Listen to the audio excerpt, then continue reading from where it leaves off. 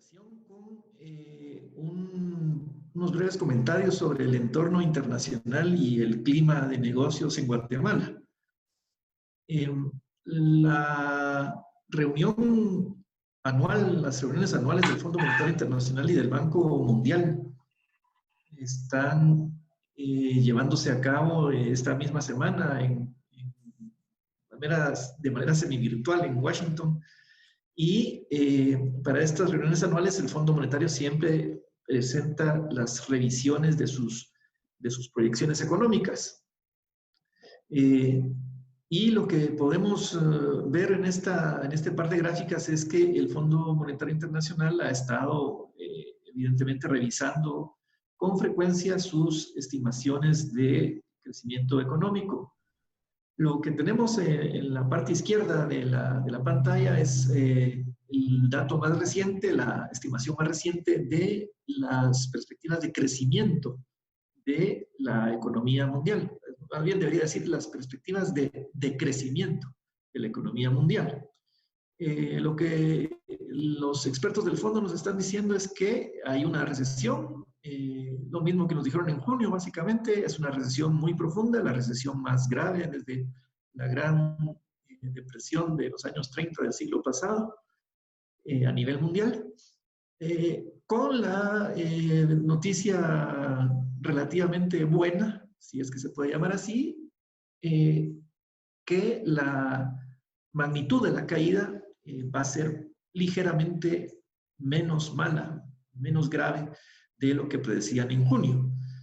Y eso podríamos decir que son buenas noticias a nivel mundial. La recesión, según los expertos del fondo, no va a ser aparentemente tan profunda como se creía en junio, pero como pueden ver ustedes aquí, en abril, cuando estaba lo peor de la pandemia en Europa, ellos estaban un poco más optimistas, se pusieron más pesimistas en junio, están un poco más optimistas en octubre. Es normal, las cifras van variando. Lo que nos atañe un poco más a nosotros es que esa mejora en las perspectivas del crecimiento mundial se debe básicamente a una mejora en las perspectivas de las economías avanzadas, porque en el caso de las economías de mercados emergentes y en desarrollo, de hecho, las perspectivas están siendo peores, están siendo más negativas. Y con excepción, evidentemente, del caso de China, que ahí las perspectivas son más optimistas, aunque siempre lo han sido, en el sentido de que en China nunca se previó una recesión.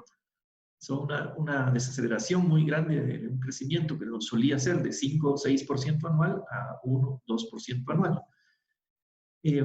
La perspectiva entonces para países como Guatemala, que estamos en vías de desarrollo, no es lo que pareciera decir la perspectiva mundial de que va a ser menos grave la situación de lo previsto, sino que al contrario, en las economías emergentes y en desarrollo las perspectivas parecen haberse deteriorado un poco.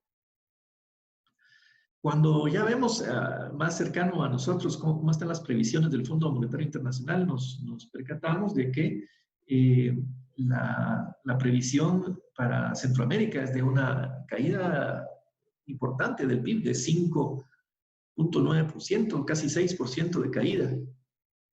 Pero que en la región centroamericana y latinoamericana en general, Guatemala es el país que aparentemente va a estar menos golpeado.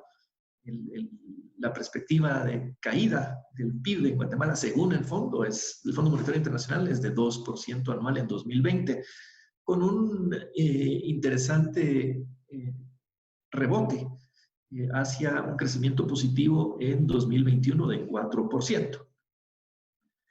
Como pueden ver, el caso de Guatemala es el que sale mejor librado de la pandemia en toda la región centroamericana, siendo, por supuesto, los peores casos los de El Salvador y Panamá, con caídas muy, muy fuertes este año, de 9% de caída del PIB,